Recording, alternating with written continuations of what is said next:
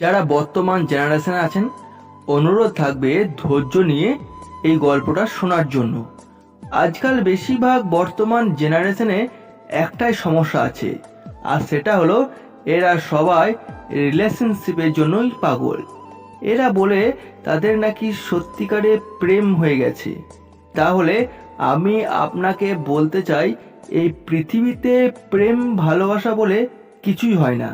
আর যদি সেটাও হয়, তবে তার সংখ্যাটাও খুবই কম। তাই আজকাল যা কিছু হচ্ছে, এটা কেবলমাত্র অ্যাট্রাকশন। অ্যাট্রাকশন ন্যাচারাল একটা জিনিস।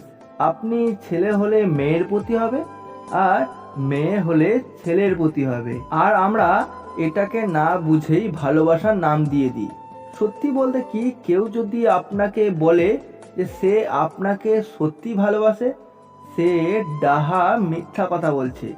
আমার কথা বিশ্বাস না হলে আপনি নিজেই সেটা পরীক্ষা করে দেখুন। যেমন আপনি তাকে বলুন আপনার শরীর অসুস্থ এবং আপনি আর বেশি দিন বাঁচবেন না। দেখবেন কিছুদিন পরে সে আপনাকে কোনো না কোনো অজুহাত দেখিয়ে সে ছেড়ে চলে যাবে। কিন্তু একই কথা আপনি আপনার বাবা মা বলে দেখুন, যদি প্রয়োজন হয় তারা আপনার জন্য নিজেদেরকে বিক্রি করে দেবে। আর এটাই হচ্ছে রিয়েল লাভ। আজকাল লোক অ্যাট্রাকশন লাভ মনে করছে, আর এর জন্য নিজের জীবনকেও নষ্ট করে ফেলছে। আপনার কেরিয়ার ছেড়ে যদি আপনি অ্যাফেয়ারের পেছনে ছোটেন, তাহলে আপনার জীবনটাই নষ্ট হয়ে যাবে। আপনি যে সম্পর্ক তৈরি করেন স্কুল, কলেজ কিংবা কোচিংয়ে, এসব কখনোই পার্মানেন্ট কিছুই না। আপনি যদি আপনার গার্লফ্রেন্ড বা বয়ফ্রেন্ডকে বিয়ে করেন, তাহলে সেটা আপনার জন্য সর্বোচ্চ বেস্ট অপশন হবে। কিন্তু আপনার বাবা মা যাকে পছন্দ করবে, সেটা আপনার জন্য হবে ইউনিক। যদি আপনি বেস্ট পছন্দ করেন, তবে আপনি ক্লাসের ফার্স্ট বয় বা ফার্স্ট গার্ল হবেন। আর যদি ইউনিক পছন্দ করেন, তাহলে আপনি লাখের একজন হবেন। আর একটা কথা, অধিকাংশ প্রেমের বিয়ের পরিণত ভালো কিছু হয় না। দুদিন পরে যদি আপনার লাইফ পার্টনার আপনাকে ছেড়েই চলে যায়, আপনি তখন কাউকে কিছু বলতে পারবেন না, কারণ পছন্দ তো আপনি করেছিলেন। তাই যদি ভালোবাসতে হয়, তবে আপনার বইকে ভালোবাসুন, আপনার কাজকে ভালোবাসুন, কারণ এরা আপনাকে কখনোই ধোঁকা দেবে না। কিছু না কিছু অবশ্যই দিয়ে যাবে, যা দিয়ে আপনি জীবন করতে পারবেন। মনে রাখবেন যে দিন সবার জন্যই ওই 24 ঘন্টাই হয়। এমন না যে কেউ আলাদা করে সময় পায়। কিন্তু এই 24 ঘন্টায় কেউ ভালোবেসে পতি হতে চান, আবার কেউ পরিশ্রম করে কোটিপতি হতে চায়। তাই এখন আপনি ভেবে দেখুন আপনি কি হতে চান।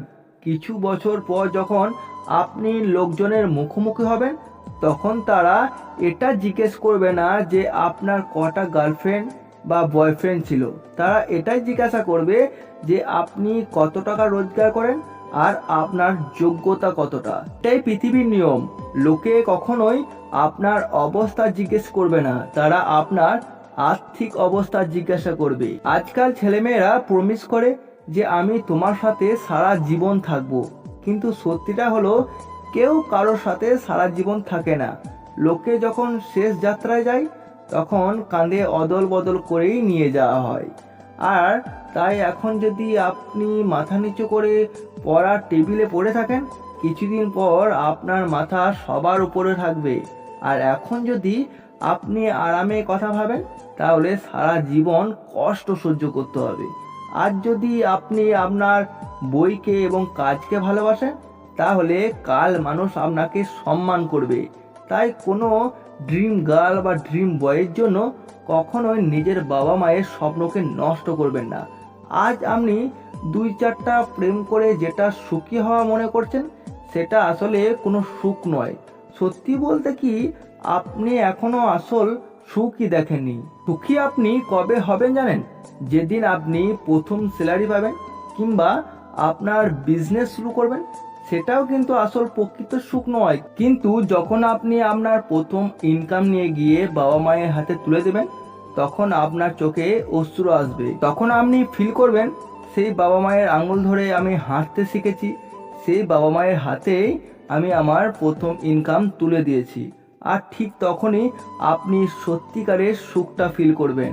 আর যখন আপনি ইনকাম শুরু করবেন তখন আপনি এটা বুঝতে পারবেন লক্ষ টাকার কোনো মূল্যই নেই সেই 10 টাকার কাছে, যা আপনার বাবা মায়ের স্কুল যাবার সময় আপনার হাতে দিত।